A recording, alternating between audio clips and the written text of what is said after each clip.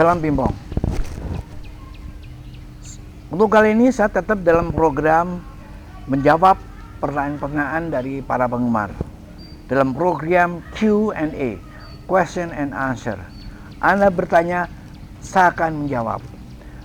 Pertanyaan ini hampir sama, itu dari saudara Keisa Sopian. Ya, kedua pertanyaan dari Muhammad Iqbal. Keisa Sopian dan Muhammad Iqbal. Pertanyaannya, bagaimana cara kita untuk mengetahui kelemahan lawan? Nah, ini udah masuk dalam strategi permainan. Saya memang selalu harus tahu bagaimana lawan saya. Saya mempelajari dan melihat daftar, saya bisa melihat, oh saya nanti ketemu A, B, C. Ya, sebelum ketemu dia, saya akan cari dulu gimana dia main, supaya saya bisa mengetahui tipe permainan dia seperti apa. Saya pengen tahu juga kelebihan dan kelemahan pemain. Ya, ini dengan catatan dan harus membawa catatan. Nah, ini yang saya lihat pemain-pemain sekarang suka ogah membawa catatan.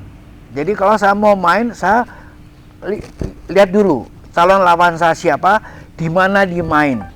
Kalau masih sempat, saya akan melihat cara bermain dia. Ya, apa dia kidal, apa dia pemain post spin, apa dia jago di chopnya kanan atau bagian. Saya catat itu. Nama saya catat apa yang saya tahu soal kelemahan-kelemahan dia.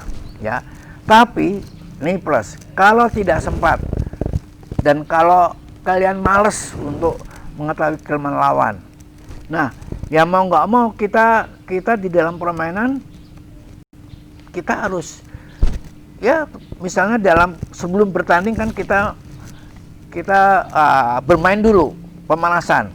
Nah, kita coba semua. Kalau kita toss spin dia seperti apa, kalau kita TikTok dia seperti apa. Nah, lawan pun juga pasti juga punya cara juga, jangan sampai diketahui. Sekarang ini memang agak susah. Kenapa?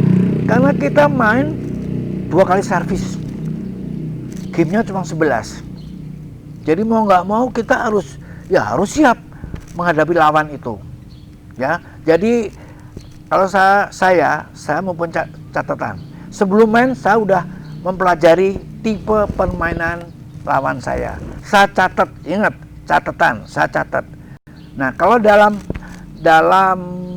waktu yang tidak ada, paling dikit saya harus tahu lawan ini bednya apa, karetnya apa, baik kiri maupun kanan. Ini yang sering tidak dijalankan oleh para pemain kita, karena kita malu untuk tanya. Inilah kelemahan kita. Rugi besar kalau kita tidak mengetahui karet atau bet lawan. Dengan mengetahui karet lawan, kita bisa membayangkan lawan bermain seperti ini, tipenya ini. Kalau kita tidak tahu, kita bisa tanya sama pelatih kita yang duduk di belakang. Coach, pemain lawan saya ini kirinya pakai bintik, misal bintik panjang, kanannya pakai T-energy atau apa gitu misalnya. Nah, jadi ini penting juga. Ya, kalau kita tidak tahu sama sekali permainan lawan, kita harus tahu bet lawan yang dia pakai. Kita tidak perlu malu, tidak perlu merasa rendah diri. Tidak apa-apa, itu masih dalam batas hak dan kewajiban kita sebagai pemain. Kita datang samperin dia, salaman, kita pengen lihat bet dia, boleh itu. Dan dibolehkan oleh wasit. Ini ingat nih, jangan sampai Anda tidak tahu sama sekali atau blank. Paling dikit tahu betnya apa. Dengan tahu karetnya apa, betnya apa, kita bisa membayangkan tipe apa dia permainannya. Itu kira-kira jawaban saya.